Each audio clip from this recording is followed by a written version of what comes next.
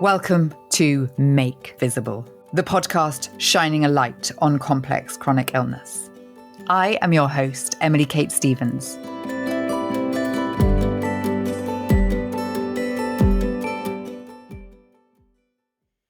Welcome back.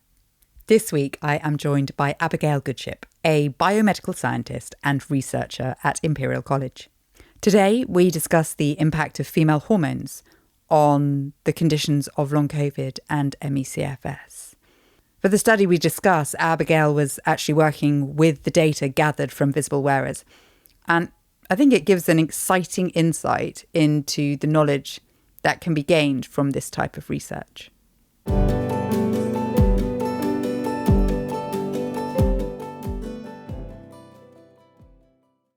Abigail Goodship, a very warm welcome to the Make Visible podcast.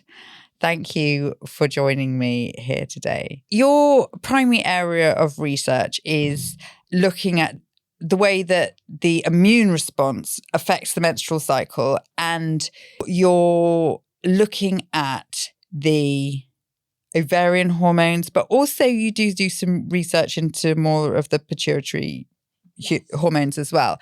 And you have a real focus on the gender health gap, which I think is something that is very interesting in this space of complex chronic illness that we will talk about quite extensively today. First of all, tell me about your research to date and how you got to this point that you're working in this complex chronic illness space and have identified this impact on and impact from menstrual hormones. Wow, that's a big question. I mean, we can go chronologically. In terms of sort of how I sort of first got into hormones and women's health, that was during my undergraduate degree. I specialised in hormones, and at the time, I was getting tested for polycystic ovary syndrome, and it was that kind of sparked my interest in women's health, because of course I'm learning about research. I want to read all these papers about it. And I was like, there's not that much out there. There's actually not, as many active research papers as that I would suggest. There's a lot that we don't understand. We're not great at diagnosing it. We're not great at coming up with treatment options for it. So, I think the kind of injustice of it is really what then sparked my interest in women's health more broadly. And that's kind of what led me down that route. In terms of complex illness, that was when my first kind of foray into that was with Visible. So I didn't have much experience before. But I think, again, the kind of injustice side of thing is really what sparked my interest and passion in it, because these are conditions that historically have been neglected, much of women's health. And so there's a lot that we don't understand about complex illnesses, and there's also a lot of unanswered questions. And so, that's kind of what led me to choose doing that project and how I got into it. I think it is an area massively overlooked. I think that it does feel in the past couple of years, and I don't know if it's actually from a lot of this research that's been going on, there does seem to be more prevalence in the media, and then more experts being added to GPs in terms of menstrual health, and particularly in terms of menopause. But I know from many of my conversations that it is an area that's much underrepresented, but much under-researched in terms of the way that we look at illness, predominantly from quite a male lens, and don't ever look at the impacts of the menstrual cycle on many illnesses across the board, or indeed on most illnesses. We don't sort of reflect on it. Now, if we go back to prior to this research, there is understanding of the impact of menstrual hormones in a lot of autoimmune conditions. Can you tell me anything about that? We're sort of talking rheumatoid arthritis, lupus. Is that an area that you have worked in? It's not an area I've worked in, but it's an area that I hope to go forward in the future and work in. And I think in terms of what we know is that there does seem to be a relationship between hormones and symptoms of these autoimmune diseases, but it's off. What we know so far is quite a complex picture. It's not very clear. It seems to be that in some autoimmune conditions, symptoms can, say, worsen during pregnancy and others get better, and similar across the menstrual cycle as well. I mean, if we take rheumatoid arthritis as an example, that was quite similar to the findings that we found looking at the visible data, where symptoms of rheumatoid arthritis tend to be worse in the sort of perimenstrual period and then improve around ovulation. But in terms of pinpointing exactly how hormones affect autoimmune diseases, I think it's still quite poorly understood area. I think it also because hormones are complicated. So if we take estrogen, for example, it can be pro-inflammatory, but it also can be anti-inflammatory depending on the concentration. So it can be, yes, it's never going to be a simple answer of, oh yes, this hormone will always do this thing. But I think with more research, we definitely can get a much clearer picture. But I reference those as maybe a kind of jumping off point from which there has already been research done that then took this idea. I think it was also very much a patient-reported idea in complex chronic illness. And specifically with this visible study, you looked at long COVID and ME/CFS, and quite interestingly, people report in the app whether they've got long COVID, ME/CFS, or long COVID and ME/CFS. And so there are blurred lines between the conditions in your data. But explain to me the starting point from which you approached this study. There are two kind of ways that you look at things, aren't there, in your research, but specifically in this study, which looks at the effect of ovarian hormones on these two conditions. Yeah, I mean, so in terms of the starting point, a lot of the kind of groundwork for the study had already been laid before I joined, but it really was patient-led in terms of the kind of how the study was set up, is that patients came to us as scientists and were, seemed to be finding changes to my symptoms over the cycle. Is this a common experience? And, there's no research on it. Let's do some research. So in kind of where I came in was after the data had already been collected. So I was brought in as, look, we've got this amazing data set from all of these women who've been tracking their symptoms and also their cycles. Do you want to analyse it? And I was like, yes, to have this, really rich data, and also a really important question which hasn't been explored. So yeah, I came in, I hadn't done very much computational biology before. I had about 6 months experience in coding. So it was very much a kind of figuring out as I went along, but I had really brilliant support from supervisors.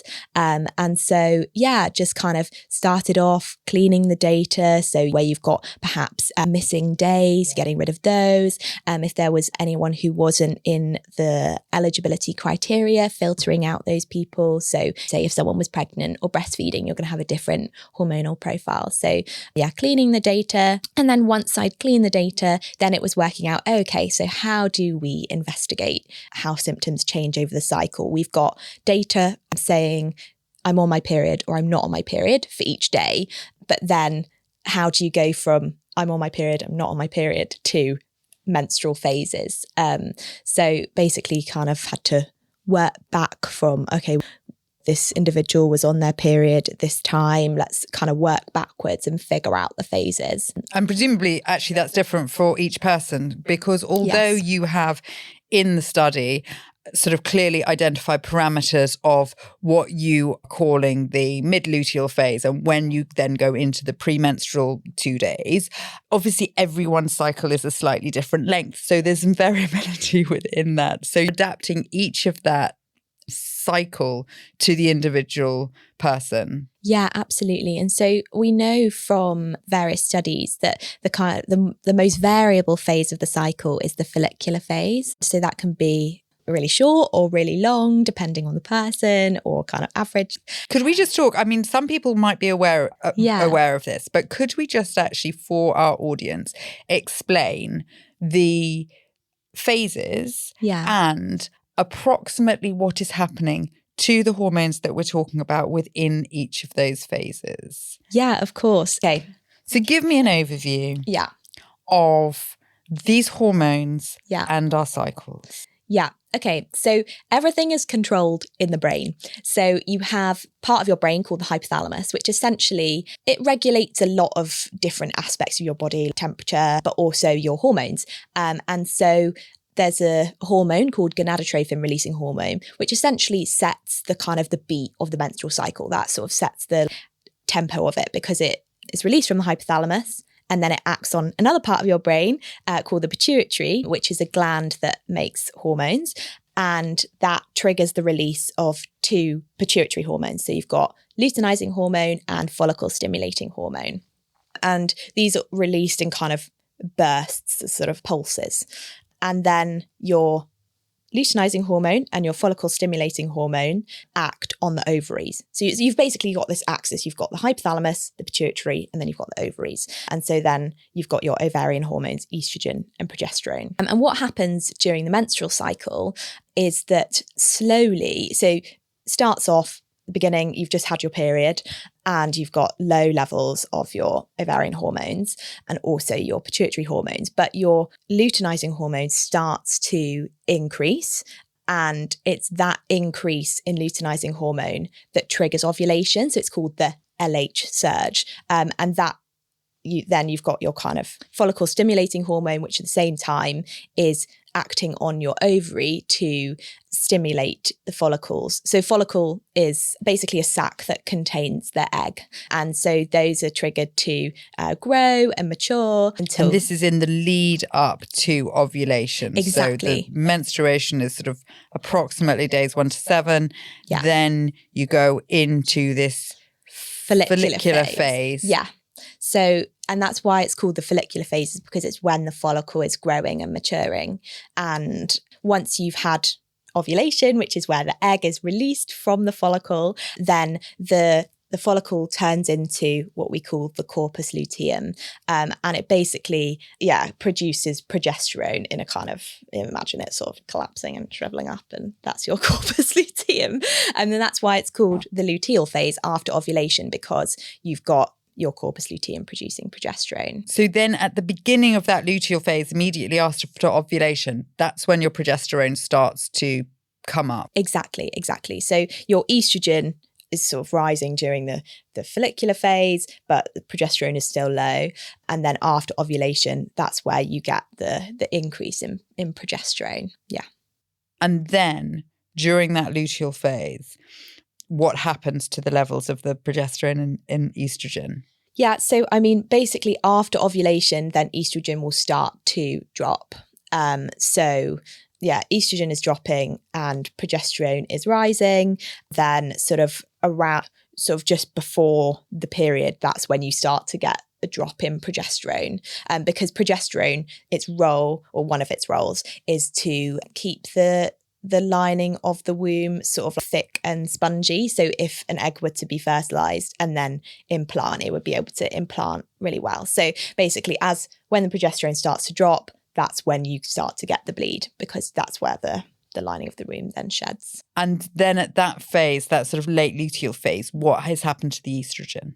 So estrogen is basically dropping at that point. Still dropping. Yeah. So you get a kind of, after ovulation, estrogen goes down, and then it starts to sort of rise a little bit, and then it goes down, but it's not a bigger rise as sort of happening during ovulation, if that makes sense. Yeah.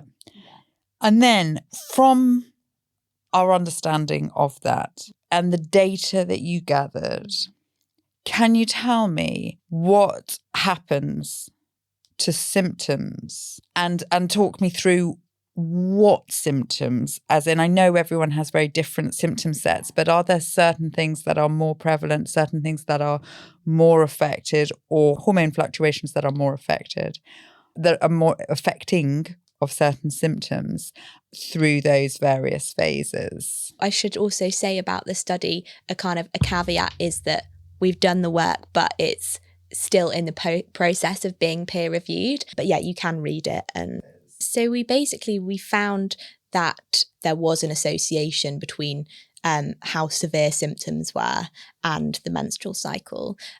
So we looked at this in a number of different ways. So we did look at individual symptoms, and we looked at, say, migraines, for example, and migraines was really strongly associated with menstrual phase, which you might expect. So migraines were worse during menstruation and sort of in the pre-menstrual period, and they seem to get better sort of around ovulation. And we also looked at, we knew, okay, people can have quite different symptoms, and some people have lots of different symptoms. How can we find a way to capture all of that information for an individual person on a given day? What can we use to sort of represent how they're feeling? So we basically, in the Visible app, then you can score symptoms on a scale from 0 to 3.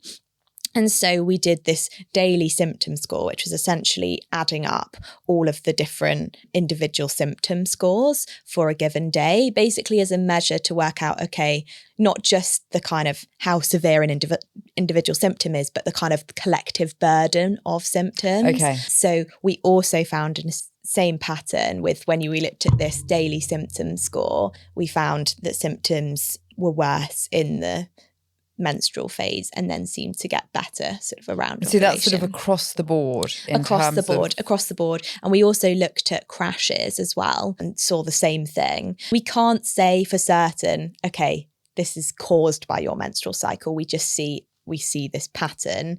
There could be kind of underlying variables that are not accounted for. We call it confounding variables. But we did account for things like age. We accounted for disease type. So we tried to take the kind of things that could be kind of skewing the data into account. But at the same time, it's difficult to say, oh, this is cause. We can see a correlation. We see this association. But at the same time, I think it is really exciting that we see this pattern. Yeah. And you also, in the study, saw a very clear difference with people who were using hormonal contraception. And that's both estrogen and progesterone combined pills, as in separate, 2 different types. And you saw a different pattern amongst the people who were using that hormonal contraception. Can you tell me what you therefore saw and if there was any difference between the estrogen and the progesterone? Yeah, so we basically saw that symptoms on the whole were better or improved in women who were on combined contraception, so estrogen and progesterone. We saw that symptoms in women who were on progesterone-only contraception was slightly better, but it wasn't significant. Okay. So we can't say for sure whether that was just something that happened by chance. Could that also be to do with the fact that having that hormonal contraception, changing the balance of one, actually enables your body to change the balance of the other itself? Is that a sort of impact that it has? So, I mean, it does of course change the kind of ratios of estrogen and progesterone in the body. And there is also quite a bit of variation depending on which contraception type you're on. On the combined pill, for example, you've got much higher concentrations of estrogen and progesterone that you're taking compared to someone who's got a progesterone only coil. Now, I thought that was interesting because I thought that that's what the study suggested at one point, but a progesterone coil, does that not prevent a menstrual cycle, or does that not stop the kind of cycle in the same way and stop the bleed? Were those people still included in your data? So for people who were on the hormonal coil, they would be included in the progesterone-only contraceptives category. We would have loved to split by contraception type. We just didn't have enough numbers in order to kind of make that split feasible. But yeah, it's a really good point in terms of, so some women may find when they're on the hormonal coil that they don't have a period at all. Yeah. Others may find that they have a kind of a period every 28 days and it's quite regular. Others may find it's just very sporadic. So it can be different in different women. But yeah, it does affect your hormones, but it doesn't necessarily mean that you may still be getting a cyclical pattern of hormones. It just it's quite dependent on the individual. But yeah, no, it would be great to look at individual contraception types. And other question I have on that, because you looked at the hormonal contraception, but a lot of people, I don't know if this is the case with ME as well, but a lot of people with long COVID have been prescribed HRT. Now, that is, a lot of people say, well, that's because you were going into perimenopause anyway. I know a lot of people who got long COVID who were, myself included, not showing any signs of perimenopause prior to getting long COVID. Massive shift in the menstrual cycle from the COVID, and subsequently, and also I know that you've looked a little bit into vaccines. Yeah. I think people have had a big shift from the vaccines. How did you include HRT in your data or in your calculations in terms of people who are potentially smoothing out fluctuations in progesterone or estrogen with HRT? So not in this study, no. We had an age range of 18 to 45. And yeah, you had one of the inclusion criteria was having a regular menstrual cycle. But we would love to do a study on HRT. But I had a regular menstrual cycle, super regular, but got put on HRT for the hormonal. It didn't seem to impact my cycle. And I know people who are kind of 28 years old who have been prescribed HRT in long COVID to try and smooth out, which is so interesting that then your data kind of corroborates that, yes, the hormonal impact on the symptoms is significant. So to smooth out some of those fluctuations might actually have a considerable application to your symptoms. Yeah, no, that's super interesting. Can I ask, is there a reason why HRT would be used rather than hormonal contraceptive? Or I know people that have been offered both from different people. And I can't speak medically on it. I just know that I was offered the HRT and actually I was still sick. I eventually had hormonal coil and am so much less sick after having that. But I think that is to do primarily with blood loss because I was losing so much blood. So there are so many layers to this. Many layers. But the thing is that there's something so fascinating about this fundamental point of the female body and the female hormones and the interplay of all of these things, because I had horrendous anemia for 5 years that I could not get rid of until I stopped bleeding to that extent. And that bleeding is because I am female and because I have this cycle. So I can't really talk medically on the HRT versus the hormonal contraception, but I do know that it seems to have an effect. Yeah, I mean, this was our hypothesis going in, is that if you are able to kind of smooth some of those fluctuations of the hormones with hormonal contraception, is that something that's going to help symptoms? Yeah. And I mean, also we know that estrogen can be protective in acute COVID. So, I read this. Yeah. How do you know that? Is that just in terms of the point at someone's cycle that they have got COVID, or how did you establish that? So that's actually from HRT data. So it's basically women who were on HRT with estrogen as part of that HRT had lower hospital admissions with acute COVID-19 compared to those who weren't, which is really interesting. So that's kind of, I guess that was part of our hypothesis going in. And we still don't know why we see lower symptoms in the women in our data set who have, combined contraception. But could it be that estrogen at a certain concentration is protective? Could it be that it's the smoothing out of the symptoms? Could it be something that we haven't accounted for? Maybe women who are feeling a bit better are the ones who are on contraception. So there's loads of different potential explanations. It's very much a kind of pilot study, but from which you can start doing more research. There are so many things that spring from this, and there are also so many elements that play into this. 2/3 of the women that you included in your cleaned data have not previously been pregnant or given birth, which is quite interesting in terms of demographic, because there are so many people who are kind of 35 to 50 who have long COVID. Can you, from what you saw, interpret anything about the differences in terms of the effect of or on hormones of these conditions if someone has been pregnant? Because I've been fascinated about this from the beginning. Was there a large proportion of people in that demographic affected because of having had children and the way that their hormones are then impacted by the virus? Or is it because they have children that they have to deal with at home? Because I still maintain that there are a large proportion of people who are never able to recover fully from their COVID or whatever illness they had because they had small children. So you never have that break, in the same way that a lot of primary healthcare workers were never able to take a break in COVID. No, I think that's a great question, and one I don't really have a good answer for. I mean, in terms of our models, we included whether or not the individual had a child and how many children they'd had as a factor.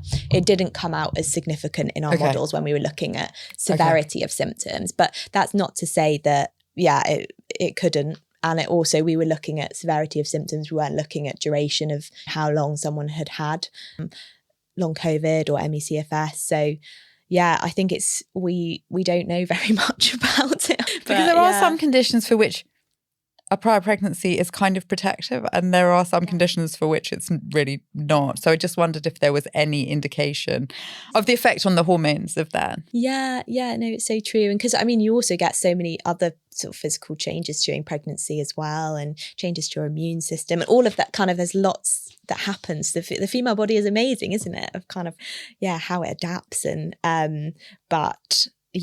I think kind of long COVID and pregnancy and ME/CFS and pregnancy is an area ripe for exploration and research. So let's look at it the other way around. In other research of yours, what is the impact of infection? And perhaps you can talk about this in relation to specifically COVID, as I just touched on, having that direct. I mean, I didn't have a period for 9 weeks after I first had COVID, so it clearly had some huge impact on my hormonal cycle.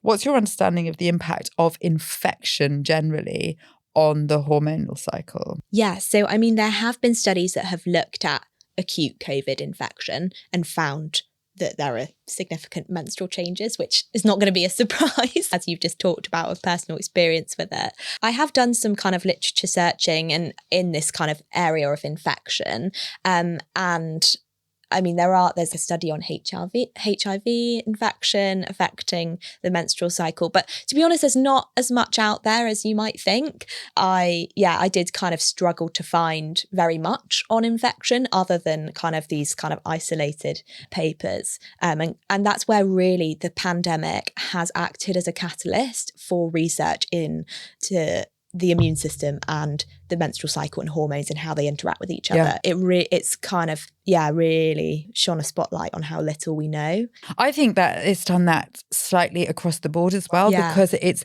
so many people that I've spoken to have said that we need to look at our bodies as one, our minds and our bodies as one whole entity, rather than looking at it as all individual parts. The interplay between the areas is so huge. Even if you look at the interplay between the gut on the hormones or what's happened to the heart based on hormones or based on chemical levels and whatever, there's so much interplay. And it's so true. If we have to end up with these illnesses, I do hope at least there are these good things to come out of Yeah. it in terms of the research. Yeah, it's my hope as well. There's so much kind of loss and difficulty during the pandemic, and as you say, still so many are suffering from its after effects. But yeah, if there are kind of good things that can come out and kind of Generally, new research and new revelations into how the body works, I think that is a bright spot in the for sure. Can we talk a little about, did you do some work into vaccine impact specifically in COVID? Yeah, so this was something that was sort of sparked by the pandemic. So I'm doing my PhD at the moment, and my supervisor, Dr. Vicky Mail, she was one amongst others who looked at do COVID vaccines affect the menstrual cycle, and what these large-scale studies have found is that there is a temporary impact, and it's not anything to be too concerned about. On average, it was a cycle becoming a day longer after the getting the COVID vaccine, and typically that would go away by the following cycle. Okay. So, these are small effects, but they are significant. And so one of the kind of key areas of my PhD is to work out how this is happening. So why is it that a vaccination would affect the menstrual cycle? Because so far we see, okay, here's this significant effect, but we don't know how it's happening. There haven't been any kind of studies into the mechanism behind it. Okay. And so is that across the board in terms of vaccination in COVID, or was it specific types of vaccination? So it was across the board of different types of COVID. Okay. Also, we do see the same kind of cycle getting longer in other vaccines as well. So there was a study that came out earlier this year that found the same thing with flu vaccination. There's been a few studies there's one from 1913 on typhoid, and another on HPV vaccine, which do seem to kind of show the same temporary impact on the menstrual cycle. It's quite interesting, isn't it? Because isn't HPV vaccine given to children around the age of 13? So a lot of the time those girls will just be entering their kind of early stages of menstruation. Absolutely. And so that's why it's really important for individuals who are going forward for the vaccines to know that this is a potential side effect, but also to be reassured that there haven't been any, at least with COVID vaccines, they haven't found any long-term fertility problems with the COVID vaccine. So it's not something to be like, oh no, I don't want to get it because then it's going to mess up my fertility in the long term, but more just, okay, this is normal. My cycle's a bit longer this month, or I've got slightly heavy, they've also found as well as the longer cycles, heavier bleeding. So, but I think also playing into that, I think it is important for us to know the science behind it, to understand the mechanism. And I think that's a big impact as well, isn't it? That heavy bleeding is a big impact from COVID as well as from the vaccine. Yeah. And I think trying to understand why that is huge, because with that understanding you can potentially mitigate some of these things. In terms of you touched on it before, the way that estrogen can impact symptoms. Does estrogen also have a impact on our pain perception? Am I right in thinking? So when you looked at the symptoms in some of these conditions, was it always pain symptoms, or was it across the board in terms of the symptoms that you don't necessarily associate with pain, heart palpitations and things like that? I guess what I'm asking is estrogen directly relating to pain, the way that we interpret the symptom exacerbation? No, it's a good question. I don't know if there's so much data generally on that kind of impact of progesterone, but I know that the estrogen does seem to have been cited as being potentially either reducing pain, maybe, and you mentioned before, maybe pro-inflammatory, maybe anti-inflammatory. But I'm very interested to know whether it's a kind of, is it to do with the way it changes the neurology, or is it, a physical thing? So in answer to your question, it was it wasn't just symptoms associated with pain. Okay. It was, yes, there were some things associated with pain. But for example, so joint pain was significantly associated with changes over the menstrual cycle. But things like anxiety and depression also changed over the cycle as well. Yeah. And in fact, so we looked at 36 different symptoms, and 25 out of the 36 showed this same pattern over the cycle. And the ones that didn't show that same pattern were altered taste, altered smell. Okay. And then we had, for example, constipation and diarrhea showing the opposite pattern, if that makes sense. So diarrhea was worse and constipation was better at the same point in the cycle. Okay. As in, they showed the inverse, which is what you would expect. So yeah, I think it's a good question about it is potential that estrogen is kind of acting to reduce symptoms of pain, but I think there's kind of more going on. I mean, we've talked a lot about the hormones, but there's also menstruation is quite an inflammatory event as well. So is there something to do with that? Is it the hormones? Is it the kind of increased inflammation? So that sort of immediately pre-menstrual, and then during the menstruation, the entire body is in an inflammatory state. Yeah, I mean, there's kind of debates as to how wide it is in the body versus is it more of a localized inflammation in the uterus. But they have found that the kind of markers of inflammation in the higher in that phase. Wow. That's a really simple way to explain so much. Yeah. But then at the same time, then the fact that we saw this association with hormonal contraception, perhaps that indicates the hormones play more of a role. But I think at this stage, it's kind of, this study provokes more questions. It's a great starting point, but there's still a lot that we don't know. So talk to me about that in terms of where we should go. I'm not saying that you have to do it all yourself, but in terms of where we should go in exploring this further in ME/CFS, in long COVID, in these complex chronic conditions, but more generally in terms of understanding female health, understanding how we need to look after ourselves and develop understanding of our bodies. Where should we go in terms of research? What's the next thing? A great question. I mean, I think it would be great to test out the hormonal contraception side of things in a larger cohort. Because that's a really, if it is that contraception can help some people, it's cheap, widely accessible.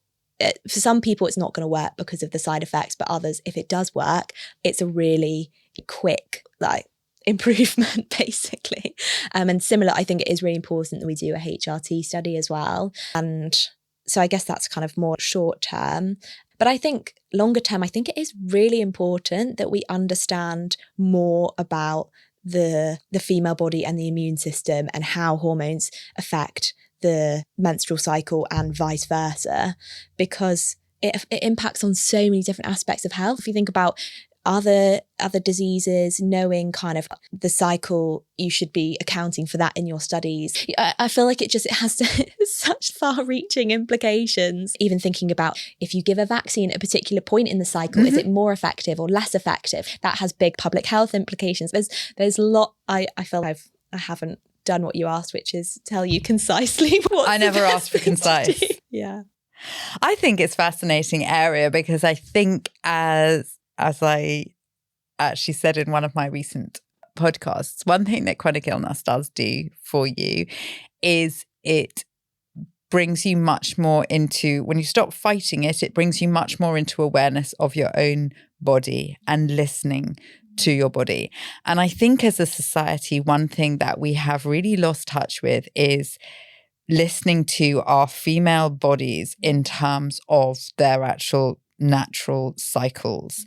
And there is, even with the HRT, there is so much about smoothing out the cycle, smoothing out the hormones, making everything normal, rather than embracing the fact that we are females and these are our cycles and let's work with them. Now, I know that you can't say that when you're talking about symptom exacerbation at certain times of the cycle, but at the same time, as human beings, one of the things from your study is that perhaps we can use this information to try and make lifestyle accommodations. That means that you're taking into account the fact that this part of your cycle is not going to be optimum for going out and doing this, that, and the other.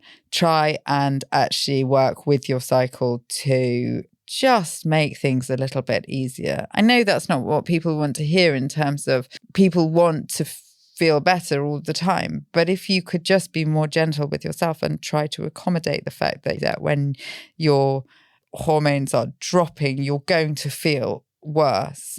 Give yourself, until such time as we've got a solution, give yourself some leeway in those days.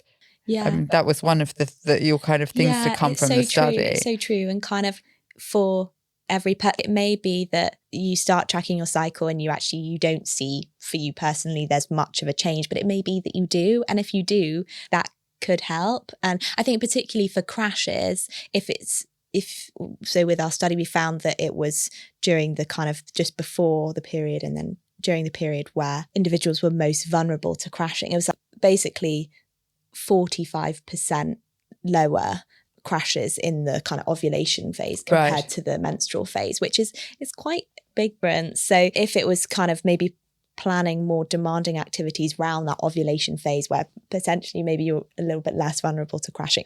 I mean, I think it's very much each individual. You have to kind of, as you were saying, listen to your body and don't let it define you either. If it's, oh no, I've got a party during the bit where I'm going to be on my period, I shouldn't go. But just make accommodation for that. I think it's an interesting area as well. I think I'm obviously more aware of it because of my particular time of life, but there are so many more people now talking about it on social media and in the press about eating for your cycle, about exercising for your cycle. Don't go out and do serious, heavy exercise at a specific point. At a certain point of your cycle, you're going to need to eat more carbohydrate and nurture your body. And I think anything that can raise awareness for the fact that we are females, we have these cycles, and let's start listening to them and working with them is a huge thing. Obviously, those of us who are really severely affected don't necessarily want them to be that prominent. But I love the way that we're starting to talk about it. And I love the fact that you chose to do this research specifically looking at the way it's impacting women. Yeah, I mean, it's been a privilege to work with the data, and I kind of feel like it was really right place, right time. I was, this is an amazing project. So yeah, if there's anyone who's listening who has contributed their data, I'm really grateful. I think it's really brilliant. And I think it's kind of the more knowledge you have, the more it can kind of empower you. But at the same time, I think also see what all the stuff on social media, take it with a little pinch of salt as well. And I definitely wouldn't want anyone to sort of feel limited by their cycle and not do things, because I think, there's going to be so many other impacts as well, not just the cycle.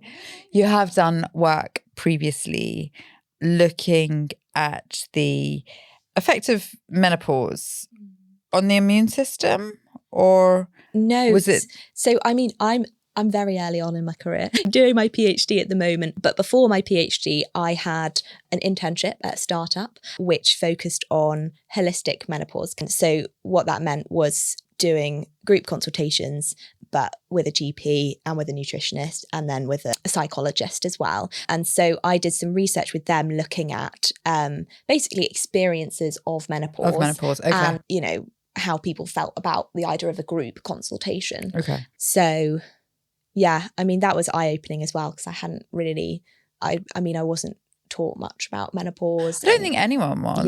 Yeah. But also until you get to it. Yeah.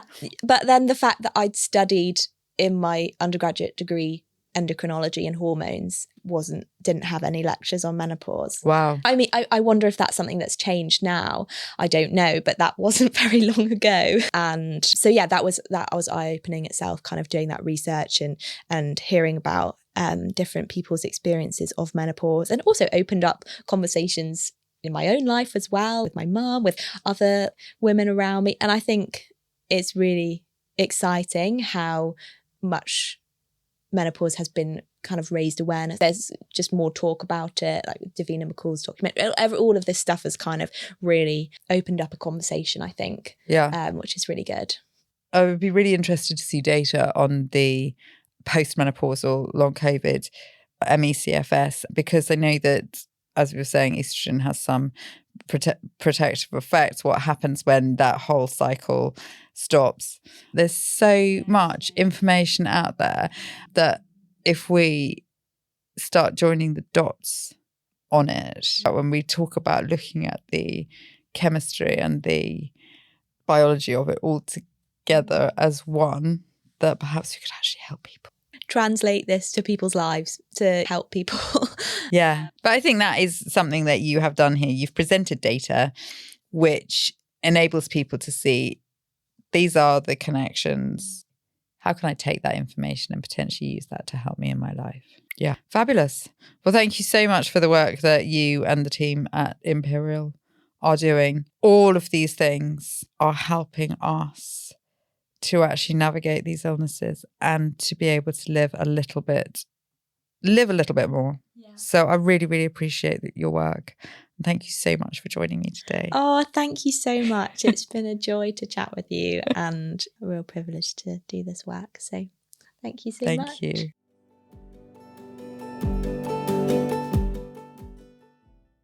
I hope this gives you an insight into how the female cycle might be affecting these conditions and possibly sparks some ideas in how we might be able to manage our conditions. This is a great example of how we can use wearable data to understand these conditions more fully and hopefully develop strategies that enable us to improve. I look forward to joining you next time.